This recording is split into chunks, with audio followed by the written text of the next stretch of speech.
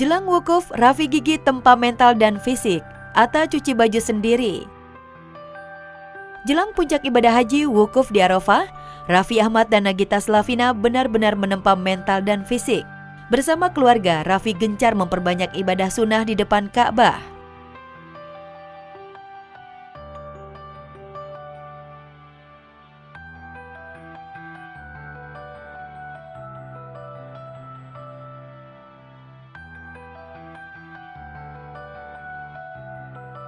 Namun saat Raffi Ahmad menemani keluarga tawaf sunnah, sikap sigap Raffi yang berusaha menjaga keluarganya bisa menyentuh multazam, nyaris ditangkap askar lantaran diduga calo. Pokoknya kita tawaf sunnah, sambil tawaf sunnah langsung kan, yuk, pokoknya ibu masuk, semua udah masuk. Pas gue masuk, askarnya, taksi. Jadi katanya ada taksi itu orang kayak apa namanya, calo gitu ya. Polisi, panggil gue. Pas polisi datang, ada apa? Nyokap gue bilang, enggak, ini ibu saya, ini anak saya, katanya. Oh iya, ya udah, nggak apa-apa. Dalam hati gue, nggak apa-apa gimana, gue jadi mundur lagi.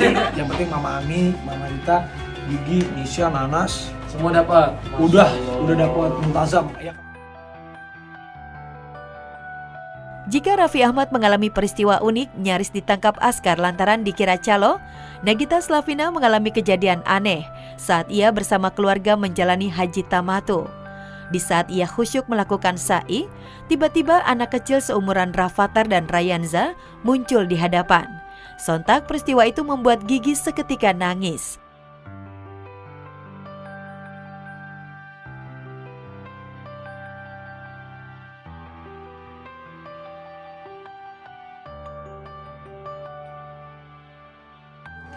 Itu tadi Gigi nangis pas lagi sa'i, ada anak digendong. Soalnya tadi tuh udah sa'i terakhir udah capek kan. Terus aku tuh berdoa dalam hati, ya Allah, semoga lebih khusyuk lagi kan, gimana caranya biar khusyuk gitu maksudnya. Terus tiba-tiba di depan aku ada anak kecil seumur Rafathar sama Rayanza.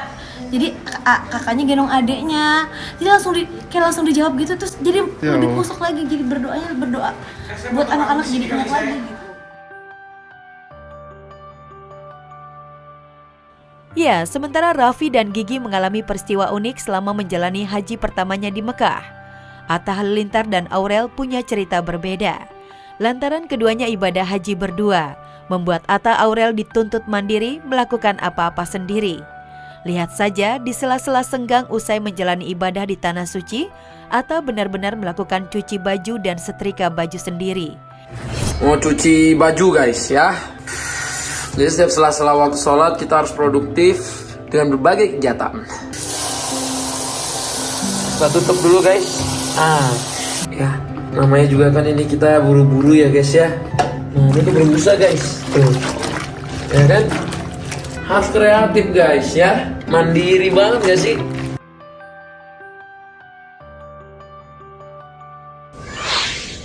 Hebat, King Fahz beli kambing kurban hasil tabungan sendiri. Hari Raya Idul Adha jadi momen spesial bagi putra Fairuz Arafiq dan Sony Septian, King Fahz. Sebab di tahun ini, untuk pertama kalinya King Fahz membeli dan menyembelih hewan kurban. Meski hanya seekor kambing, namun Fairuz dan Sony Septian bangga lantaran King Fahz membelinya dari uang hasil tabungannya sendiri yang ia kumpulkan sejak tahun lalu. Kurbannya nih pertama kali benar-benar pakai uang sendiri gitu. Dan alhamdulillah itu dari keinginan dari Abang Fahz sendiri. Jadinya happy banget, sebenarnya aku semangat karena ngelihat Abang Fahz mau berkurban pakai uang sendiri gitu kan. Dari uang lebaran. Tentu saja niatan Fahz disambut penuh sukacita oleh Bunda Fairuz dan juga ayah Sony. Apalagi hewan kurbannya itu khusus untuk dibagikan kepada saudara-saudara muslim di Gaza, Palestina. Lantas apa yang membuat hati Fahz bergerak untuk berkurban di usianya yang masih belia? Begitu dia tahu ternyata berkurbannya itu bisa disalurkan ke Palestina, dia makin happy lagi. Karena kan kita tahu sendiri nih kondisi saudara-saudara kita yang di sana tuh seperti apa gitu. Dan memang sudah selayaknya mereka mendapatkan kurban ini gitu. Waktu itu kan ceritanya lagi sholat di musola, tiba-tiba tuh kayak ada brosur sama tunjukin ke mami. Seneng banget, se-happy itu sih gitu, bisa memberikan contoh yang baik buat anak juga, dan Fas akhirnya juga bergerak hatinya untuk bisa berkurban.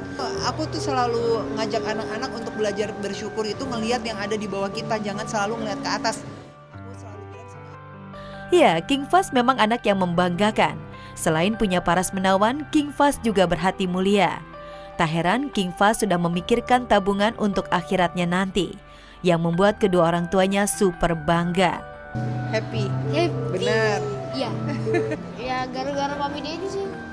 Oh ya. Nah, kan mami Dedi Gimana? biasanya kan tiap tahun kurban. Iya, Terus benar. waktu itu kan pas lagi nyari-nyari hewan kurban, abang liatin kan. Iya benar. Terus tiba-tiba kayak kepikiran sendiri aja pengen kayak kurban gitu. Nah itu tuh waktu di musola apa yang di masjid ya? Di musola yang mana? Ya waktu itu Dedi tuh di rumah Iya, lagi benar. nyari-nyari. Dan tahun ini, Fairuz dan Sony bakal merayakan Hari Raya Kurban di Bandung. Namun untuk hewan kurban sudah mereka serahkan di Jakarta, berikut kurban dari Fas. Seperti tahun-tahun sebelumnya ya gitu, di mana memang kita sebagai umat muslim dan muslimah itu sudah melakukan kewajibannya. Kalau bagi yang mampu, kalau memang kita bisa berkurban, kita bisa melakukan itu gitu. Bagi yang tidak mampu ya kita memberikan kepada orang-orang yang tidak mampu kayak gitu sih. Dan terus juga sambil berdoa juga mudah-mudahan tahun depan bisa berangkat haji gitu sama suami kayak gitu-gitu pengennya.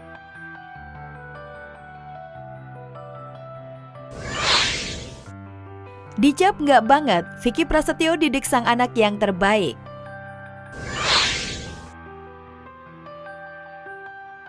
Dikenal sebagai sosok penebar cinta, nyatanya Vicky Prasetyo selalu ajarkan yang terbaik bagi anak-anaknya. Bukan hanya dalam segi pendidikan, Vicky juga ajarkan anaknya untuk mengenal agama. Seperti kemarin, Vicky mengajak Samson untuk berburu hewan kurban. Ya pemirsa, Assalamualaikum warahmatullahi wabarakatuh. Wah, saat ini sang gladiator sedang berada di kandang sapi terbesar. Wah, adanya di Jati Asih, Bekasi, dekat rumah. Nah, saat ini kita mau ngelihat sapi-sapinya, kita mau perkenalkan dulu. Di sini guys, ternyata pemirsa ada sapi yang paling terbesar. Silakan Pak Haji, Pak. Ayo guys. Botem, desa Angus. Oh, sapi dari mana nih Pak Haji? Ini kita datangkan dulu dari Jawa Timur juga ini, cuman udah penggemukan di sini. Bukan hanya membeli 1 ekor sapi saja, melainkan membeli 3 ekor sapi sekaligus. Uniknya, saat tengah memilih-milih sapi, Vicky justru kepincut dengan Rosie, sapi viral dengan bobot terbesar se-Indonesia. Vicky pun langsung menaikkan sang anak di atasnya. Tapi sayang, Samson justru menangis ketakutan. Mantap guys, si Rosi guys. Ini udah 3 kali juara nasional dalam 1 tahun guys. Berat paling terbesar se-Indonesia. Wah, enggak.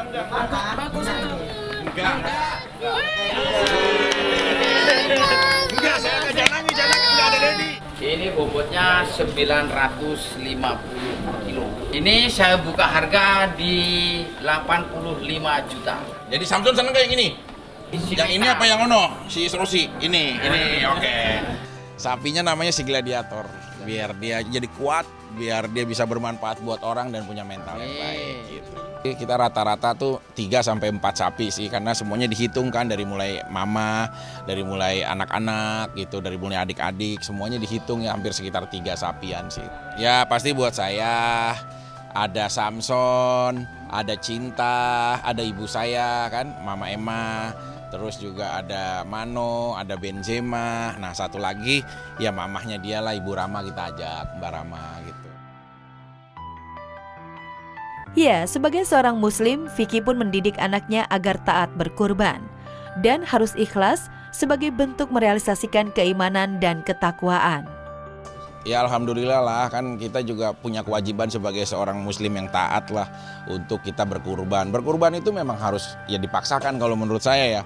Sesuatu yang kita punya ya kita harus ikhlaskan, berikan ini sebagai bentuk merealisasikan wujud keimanan dan ketakwaan kita lah gitu. Kalau urusannya dengan Tuhan itu udah nggak ada nilai matematika sih kalau.